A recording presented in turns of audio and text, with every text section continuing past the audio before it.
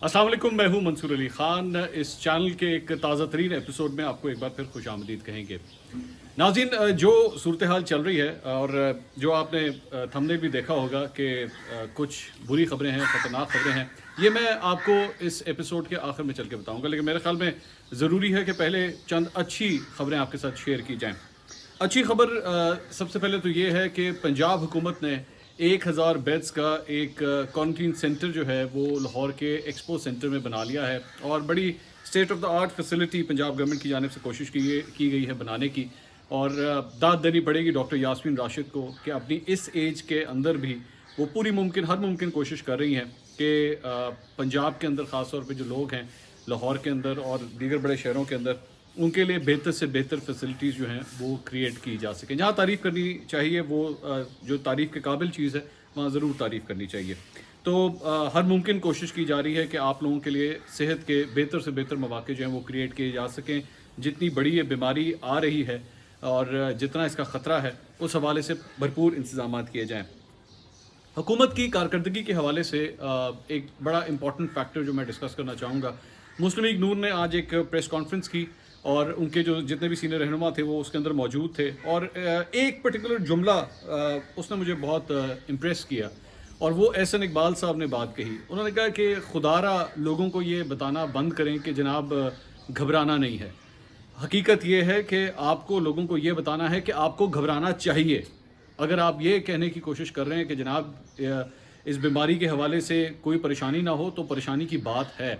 इसकी वजह यह है, इसके इम्प्लिकेशंस क्या हैं कि अगर आप घबराएंगे नहीं, अगर आपको ये नहीं पता होगा कि इस बीमारी की वजह से क्या कुछ हो सकता है, तब तक आप एहतियाती तदाबीर इख्तियार नहीं करेंगे।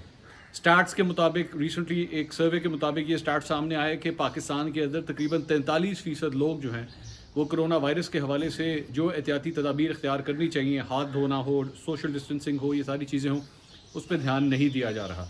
इसका मतलब है कि हुकूमत की जानिब से, यहाँ तक कि मीडिया की जानिब से भी, मैं अपने आप को भी इसके अंदर तस्वूर करता हूँ कि अगर उनकी जानिब से भी जो इक़दाम किए जाने चाहिए थे, जो मैसेज आप लोगों तक पहुँचना चाहिए था, वो मैसेज उस तरह नहीं पहुँच रहा। यानी कि फिर एक बहुत बड़ा फॉल्ट एक जगह पे मौजूद है। दूसरी बात यह कि पाकिस्तान के हवाले से अगर देखा जाए तो फ़िलहाल पाकिस्तान के जो फिगर्स हैं वो ज़ाहिर बात है अमेरिका, इटली, चाइना, बरतानिया, कनाडा, ये सारे जो बड़े ममालिक हैं उनके करीब नहीं हैं। ये एक अच्छी खबर है। और दूसरी बात ये कि हम लोग जहाँ पे एक जगह पे बार बार ये कहते हैं जनाब केसेस की तादाद इतनी बढ़ गई, अमवात इतनी हो गई, हमें थोड़ा सा इस बात पे भी कॉन्सनट्रेट करना चाहिए कि रिकवरीज़ कितनी हो रही हैं। रिकवरीज़ का सिलसिला भी जारी है और लोग सेहतियाब भी हो रहे हैं और ये तादाद अब काफ़ी हद तक बढ़ चुकी है। मेरा ख्याल में अगर उस खाने की तरफ भी हम एक ध्यान दें तो वहाँ से भी एक अच्छी खबर ज़रूर आती है। परेशान कुन मराहिल ज़रूर हैं हम सब के लिए, आपके लिए, मेरे लिए, पूरे पाकिस्तानी कौम के लिए एक परेशान कुन मरहला है, लेकिन इंशाअल्लाह ताला हम इसमें से ज़रूर निकलेंगे। ऐसी बात नहीं है कि ये सिलसिला जो है ये चलता रहेगा और इसका कोई एंड नहीं है। इसका एंड है। जिस तरह हर खुशी का एक एंड होता है, इसी तरह एक परेशानी का, एक गम का भी एक एंड होता है। तो इसलिए अपने आप को लिफ्ट अप कीजिए। हुकूमत जो आपको एहतियाती तदाबीर कहती है उसको ज़रूर सुनिए। अब दूसरी बात यह है कि जहाँ पे एहतियाती तदाबीर क्यों इख्तियार करनी चाहिए, ख़तरनाक चीज़ें क्या हैं, थोड़ा सा अब उसकी तरफ मैं आता हूँ। और ख़तरनाक बात यह है कि डोनाल्ड ट्रंप ने कल एक प्रेस कॉन्फ्रेंस की है और वो डोनाल्ड ट्रंप जो आज से तकरीबन 1-1.5 महीने पहले तक जब उससे रिपोर्टर्स कोरोना वायरस के हवाले से सवाल करते थे तो उसका आगे से जवाब होता था कि कोई परेशानी वाली बात नहीं है, सब कुछ हमने कंट्रोल किया हुआ है और ये पता भी नहीं लगेगा ये बीमारी कब आई और कब चली गई। लेकिन कल रात को जो प्रेस कॉन्फ्रेंस हुई है उस प्रेस कॉन्फ्रेंस में एक बिल्कुल मुख्तलिफ डोनाल्ड ट्रंप हमें नज़र आया। ये वो डोनाल्ड ट्रंप था जो ये कह रहा है कि अगले 2 हफ्ते के अंदर अमेरिका के ऊपर एक बहुत कड़ा वक्त आने वाला है और शायद हालिया तारीख़ में इस मुल्क के ऊपर इतना कड़ा वक्त पहले कभी नहीं आया जो अब आने वाला है। डोनाल्ड ट्रंप का ये कहना था कि उनके अंदाजे के मुताबिक अगले 2 हफ्ते में अमेरिका में अमवात तकरीबन 1.5 लाख से 2,40,000 तक हो सकती हैं। अगर 1.5 लाख से 2,40,000 अमवात सिर्फ अमेरिका के अंदर हो सकती हैं तो आप इस बात से अंदाज़ा लगाइए कि पूरी दुनिया के अंदर क्या सूरत हाल हो सकती है। 200 ममालिक इस वक्त तकरीबन ऐसे हैं जहाँ पे कोरोना वायरस का ये मर्ज़ मौजूद है और इसकी वजह से हर जगह पे मुख्तलिफ रेशो है अमवात की। जर्मनी में काफ़ी कम है, जापान में काफ़ी कम है, कई ममालिक में बहुत कम है, लेकिन कई ममालिक में बहुत ज़्यादा है, इटली में बहुत ज़्यादा है। تو ڈونلڈ ٹرمپ جیسا ایک ایسا آدمی جو سٹیٹس کے حوالے سے، کوٹیشنز کے حوالے سے، فگرز کے حوالے سے کبھی کبھار ان کو فج کرنے سے بھی نہیں کتراتا، جھوٹ بولنے سے بھی نہیں کتراتا، اور ہر چیز کو فیوریبل بنانے کی کوشش کر رہا ہے، تو اگر وہ شخص یہ بات کہہ رہا ہے کہ 1.5 لاکھ سے 2,40,000 اموات ہو سکتی ہیں، تو پھر یہ واقعی ایک پریشان کل مرحلہ ہے۔ ایک اچھی خبر جو امریکہ کے حوالے سے نیو یارک سے آئی ہے وہ یہ ہے کہ ان کو یہ لگ رہا ہے کہ نیو یارک کے اندر جو ڈیتھس کا جو ریشو ہے وہ اب کچھ حد تک آہستہ ہونا شروع ہو چکا ہے، اور کرونا وائرس کے جو پیشنٹس کی تعداد ہے اس کا بڑھنے کا سلسلہ بھی اب کچھ حد تک سلو ہونا شروع ہو گیا، لیکن یہ بہت جلدی ہے، ابھی حتمی طور پہ اس بارے میں ابھی کچھ نہیں کہا جا سکتا، کافی آگے ابھی اس کے لیے ان فگرز کے اوپر پوری طرح ڈیپینڈ کرنے کے لیے کافی زیادہ ٹائم چاہیے جس کے اوپر ہم ایک واضح طور پر ایک ٹھوس بات کر سکیں۔ دوسری بات، ایک امپورٹنٹ بات جو میں کرنا چاہوں گا وہ یہ ہے کہ کرونا وائرس کے فنڈ کے حوالے سے وزیر اعظم نے باقاعدہ طور پر اس فنڈ کا بھی آغاز کر دیا ہے، اور ساتھ ہی ساتھ جو ٹائیگر فورس انہوں نے بنائی تھی اس کا بھی اب آغاز ہو چکا ہے، اور اس کی رجسٹریشن کا سلسلہ بھی جاری ہو چکا ہے۔ تھوڑے سے تضادات پائے جاتے ہیں اس حکمت عملی کے حوالے سے۔ صوبہ سندھ سے یہ خبر آ رہی ہے کہ ان کو اس بات کے اوپر اعتراض ہے کہ آپ اس کو ہولی سولی تحریک انصاف کا پروجیکٹ بنانے کی کوشش کر رہے ہیں، اور دراصل میں اس سارے معاملے کو اگر ہونا چاہیے تو نیشنل لیول کے اوپر ہونا چاہیے، اس میں سے کسی پارٹی کی جھلک نہیں آنی چاہیے۔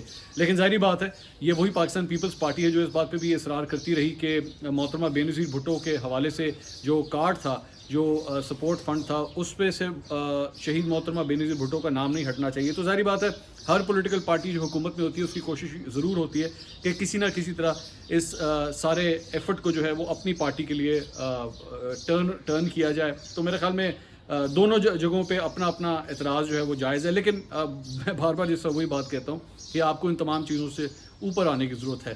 یہ ایک قومی مسئلہ ہے، اس کو خدا کے لیے سیاست کی طرف اس کو مت لے کے جائیں، یہ بڑی ایک سیریس بات ہے۔ ایک اور ڈیبیٹ جو چل رہی ہے کہ کیا اس ٹائیگر فورس کی جگہ بہتر نہیں تھا کہ جو بلدیاتی ادارے ہیں ایک نوٹیفیکیشن کے ذریعے ان کو ایکٹیویٹ دوبارہ کیا جائے، ہمارے سیٹ اپس وہاں پہ موجود ہیں، محلہ کمیٹیاں موجود ہیں، ان کے ذریعے جو ہے اس راشن کی تقسیم کی جائے، آخر اس کی ضرورت ہی کیا ہے اس ٹائیگر فورس کی بنانے کی۔ بہرحال میں دوبارہ وہی بات کہتا ہوں کہ میں پرائم منسٹر کو، میرے کپتان کو یہ جگہ میں دینا چاہتا ہوں، میں چاہتا ہوں کہ ان کو یہ لیوریج دی جائے، وہ ڈرائیونگ سیٹ کے اوپر ہیں، وہ وزیر اعظم ہیں، جو فیصلہ کریں گے امید ہے کہ وہ بہتر ہی ہوگا۔ اور لیکن ہاں یہ بھی حقیقت ہے کہ میرا خیال میں اس کرونا وائرس کو لے کے جس حد تک سنجیدگی دکھانی چاہیے، جس حد تک ایک لوگوں کو بتانا چاہیے کہ یہ کتنی خطرناک بیماری ہے، شاید حکومت کی جانب سے کچھ حد تک ابھی وہاں سے کمی آ رہی ہے۔ میرے خیال میں ابھی اس کے لیے کافی حد تک گنجائش ہے، شاید اگر اس کے اوپر مزید کام کیا جا سکے تو زیادہ بہتر ہوگا۔ اس کے ساتھ ساتھ آپ کو 1 یا 2 دن کے اندر ایک اور خبر بھی آپ کے ساتھ شیئر کروں گا۔ میو ہسپتال کے حوالے سے پچھلے دنوں ایک ویڈیو سامنے آئی تھی، اور اس کے اوپر بڑی پالیٹکس بھی ہوئی، اس کے اوپر میڈیا کے اندر بھی ایک بتایا گیا کہ جناب بڑے برے انتظامات ہیں اور بڑے برے حالات ہیں۔ میں میو ہسپتال کا دورہ کر کے آ چکا ہوں، اور آنکھوں دیکھا حال میں نے وہاں پہ آپ کو بتانا چاہتا ہوں۔ میرے خیال میں 1 یا 2 دن میں آپ کو اس حوالے سے بھی بتاؤں گا کہ دراصل میں میو ہاسپٹل میں ہے کیا، انتظامات کیا ہیں، اور وہ ایک ناخوشگوار جو واقعہ ہوا تھا، ایک بزرگ جو جاں بحق ہو گئے تھے، اس کے پیچھے دراصل میں سٹوری کیا ہے، یہ ڈیٹیلز آپ تک آنا بہت ضروری ہے۔ باقی جیسے جیسے ہمیں کوئی مزید اپڈیٹس ملیں گی، مزید خبریں ملیں گی، آپ کے ساتھ ضرور شیئر کریں گے۔ بس یہ ذہن میں رکھیے گا کہ اگلے 2 ہفتے پاکستان کے لیے بڑے امپورٹنٹ ہیں۔